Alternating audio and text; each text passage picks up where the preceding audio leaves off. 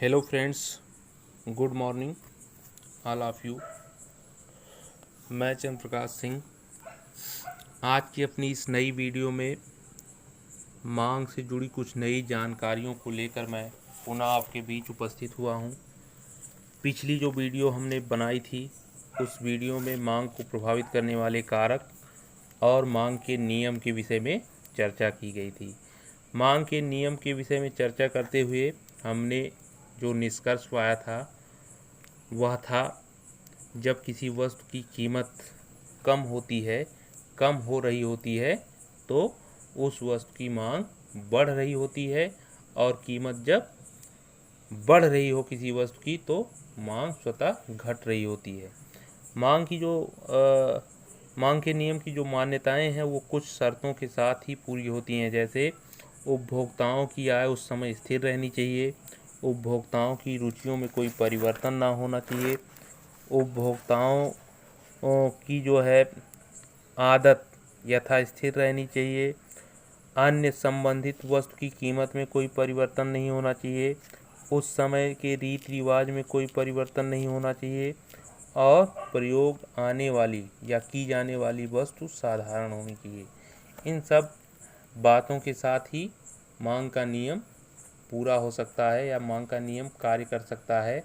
मांग के नियम के कुछ अपवाद भी हैं, जैसे मंदी के दौर में मांग का नियम काम नहीं करता, आपातकालीन स्थिति में भी मांग का नियम लागू नहीं होता, गिफिन वस्तुओं के संदर्भ में ऐसी वस्तुएं जो निकृष्ट क्वालिटी की हों, निम्न कोट की हों, उनके भी संदर्भ में मांग का नियम काम नहीं करता, अज्ञानता जहाँ हो वहाँ भी मांग का नियम काम नहीं करता। प्यारे बच्चों, आज की इस नई वीडियो में हम पढ़ेंगे मांग की लोच, इलास्टिसिटी ऑफ डिमांड, मांग की लोच के विषय में। तो आइए बिना देरी किए चलते हैं मांग की लोच को देखते हैं। मांग की लोच की जो धारणा है उस धारणा को सर्वप्रथम अल्फ्रेड मार्शल के द्वारा प्रस्तुत किया गया था। अल्फ्रेड मार्शल अपने समय के एक प्रभावशाली अर्थशास्त्री थे। इनके द्वारा लिखी गई पुस्तक प्रिंसिपल्स ऑफ इकोनॉमिक्स 1890 अनेक वर्षों तक इंग्लैंड में हायर एजुकेशन में पढ़ाई गई।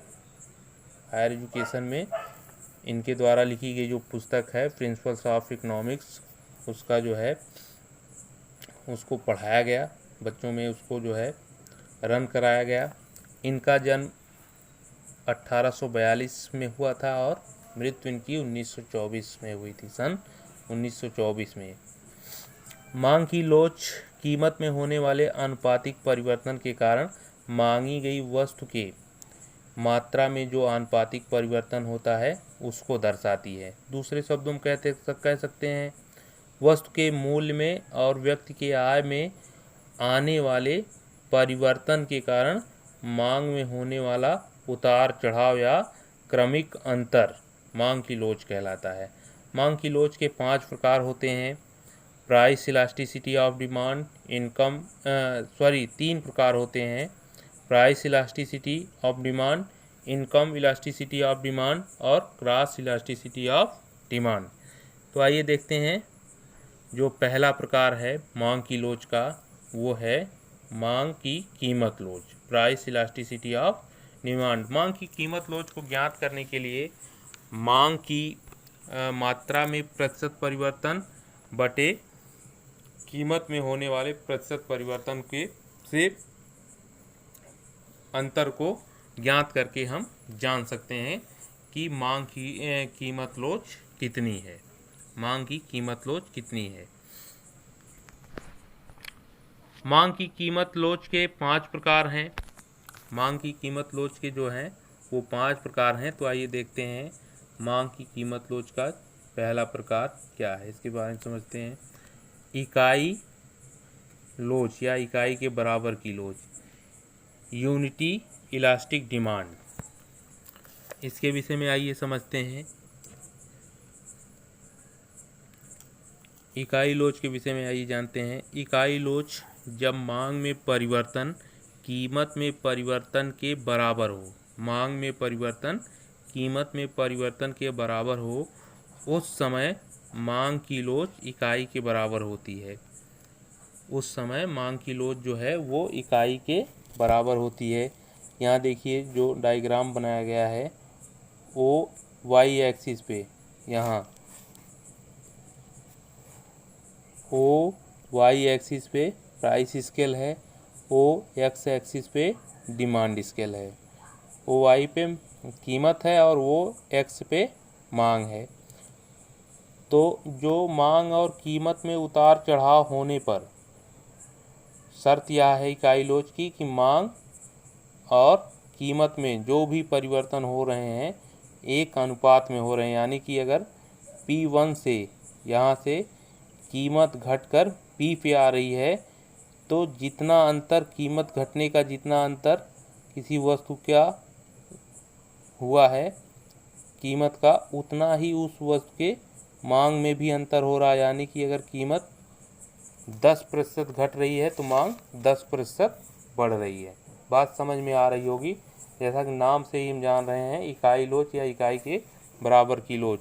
तो यहाँ में इकाई के बराबर की लोच में जो बात है, मुख्य बात है, वह यदि वस्तु की कीमत में 10% कटौती हो रही है तो उस वस्तु की मांग में 10% वृद्धि हो रही है। यही है इकाई के बराबर लोच।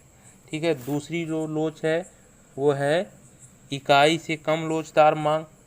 दूसरी है यहाँ इकाई से कम लोचदार मांग, इन इलास्टिक डिमांड। इस मांग में जो है वस्तु की कीमत में जो परिवर्तन होता है उसकी अपेक्षा वस्तु की मांग में बहुत थोड़ा सा परिवर्तन होता है। वस्तु की कीमत में हुए परिवर्तन की अपेक्षा वस्तु की मांग में बहुत थोड़ा सा परिवर्तन होता है। थोड़ा सा, जैसे कि जब मांगी गई, ध्यान से सुनिएगा, जब मांगी गई मात्रा में परिवर्तन कीमत में परिवर्तन के अनुपात से भी कम हो तो मांग की कीमत लोच इकाई से कम होती है। इसे आइए चित्र के माध्यम से समझते हैं। यहाँ से ओ वाई एक्सिस पे प्राइस स्केल को दर्शाया गया है और वो एक्स एक्सिस पे डिमांड स्केल को दर्शाया गया है। जब प्राइस हमारी जो है किसी वस्तु की प्राइस P रहती है या P1 है, यहाँ से देखिए प्राइस हमारी किसी वस्तु की P1 है और प्राइस घट के किन्हीं कारणों से प्राइस जो है मूल्य उस वस्तु का घट के P1 से P पे आ गया, यहाँ पे आ गया। तो यदि प्राइस में कटौती जो हुई है,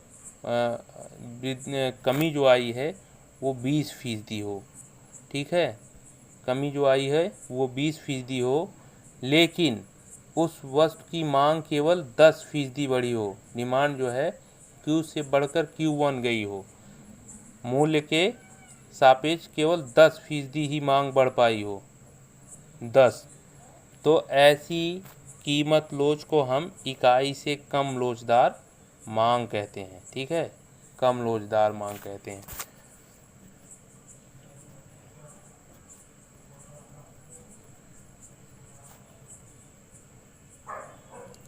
अब जो मांग की कीमत लोच की तीसरी मांग है वो है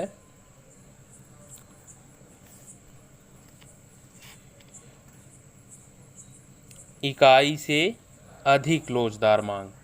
तीसरी जो मांग है वो है इकाई से अधिक लोचदार मांग, इलास्टिक डिमांड। इकाई से अधिक लोचदार मांग, इसमें देखते हैं जब वस्तु की मांगी गई मात्रा में परिवर्तन कीमत में परिवर्तन से अधिक हो तो मांग की कीमत लोच इकाई से अधिक होती है। इसे निम्न चित्र के माध्यम से आइए समझते हैं। जो चित्र है, ये ग्राफ है, इसके माध्यम से समझते हैं। ओ वाई एक्सिस पे प्राइस स्केल है पिछले चित्र की भांति और ओ एक्स एक्सिस पे हमारा डिमांड स्केल है। वस्तु की कीमत P1 से घटकर जब P पे आ रही है, किन्हीं कारणों से वस्तु की कीमत जब P1 से घटकर P पे आ जा रही है तो उस वस्तु की मांग Q से बढ़कर Q1 पे जा रही है। जैसा कि ग्राफ ही स्पष्ट कर रहा है कि कीमत की अपेक्षा जो मांग है वो लगभग 2 गुना अधिक हो जा रही है। यानी कि अगर कीमत में 10% कटौती हो रही है तो मांग 20% बढ़ रही है, मांग हमारी 20% बढ़ रही है। ठीक है।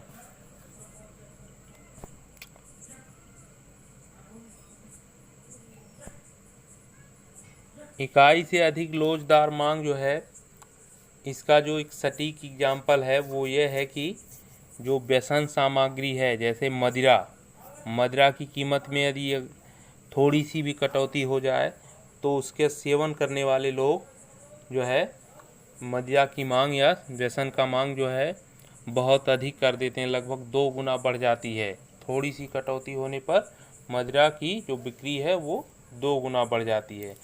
अब आइए जो चौथी कीमत लोच है वो है पूर्णतया बेलोचदार मांग, परफेक्टली इनइलास्टिक डिमांड। पूर्णतया बेलोचदार मांग, ऐसी मांग के विषय में आज देखते हैं जब कीमत में परिवर्तन के पश्चात मांग मात्रा में एकदम परिवर्तन नहीं होता। कीमत में परिवर्तन के पश्चात भी मांग मात्रा में एकदम परिवर्तन नहीं होता, तो इस प्रकार की मांग को पूर्णतया बेलोचदार मांग कहते हैं। जैसा कि चित्र के माध्यम से आपको पता ही चल रहा है कि कीमत P से बढ़कर P1 जा रही है, लेकिन मांग हमारी Q से बढ़कर Q1 जा रही है। यानी कि इस प्रकार की कीमत लोच में मांग और कीमत के बीच जो संबंध है वो पॉजिटिव रिलेशनशिप का है, धनात्मक संबंध है, पॉजिटिव रिलेशनशिप का है। ऐसे जो भी संबंध जब मांग और कीमत के बीच देखे जाते हैं तो उस दौरान जो स्थिति होती है वो आपातकालीन परिस्थितियां होती हैं, यानी कि जीवन को बचाने का संघर्ष चल रहा होता है, जीवन को बचाने का संघर्ष चल रहा होता है। ऐसे समय में उपभोक्ता किसी वस्तु की कीमत को कम तरजीह देकर उस वस्तु की मांग को अधिक तरजीह देते हैं, क्योंकि उस समय वो उपभोक्ता जो है वो अपने जीवन को बचाने के लिए विवश रहते हैं। एग्जाम्पल के तौर पे ले लीजिए दवाई यदि शॉर्ट हो जाए और आपको जीने के लिए उसकी आवश्यकता हो तो आप कुछ भी कीमत देने के लिए तैयार हो सकते हैं। ठीक है। अगली जो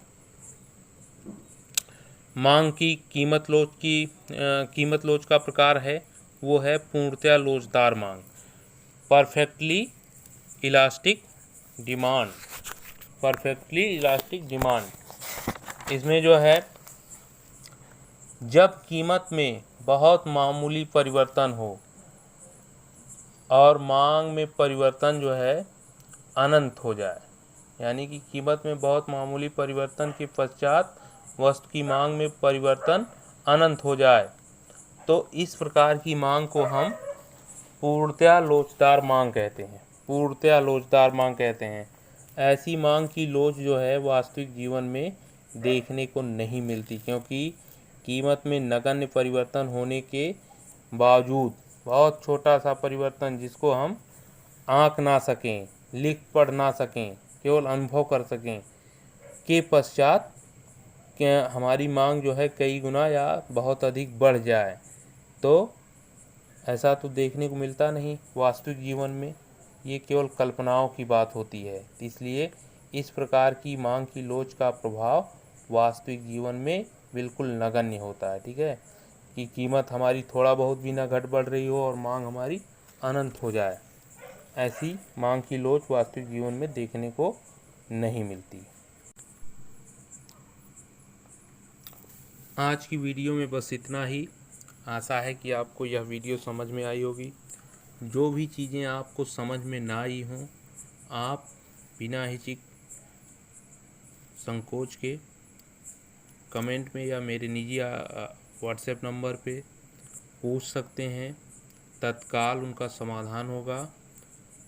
वीडियो के पश्चात हमारा एक सवाल है, आप इसका उत्तर किसी भी माध्यम से, चाहे कमेंट में, चाहे व्हाट्सएप पे, किसी भी माध्यम से हमको दीजिएगा। एन आउटलाइन ऑफ मनी के लेखक कौन हैं? पुनः देख लीजिए, सुन लीजिए। एन आउटलाइन ऑफ मनी के लेखक कौन हैं? ठीक है, धन्यवाद।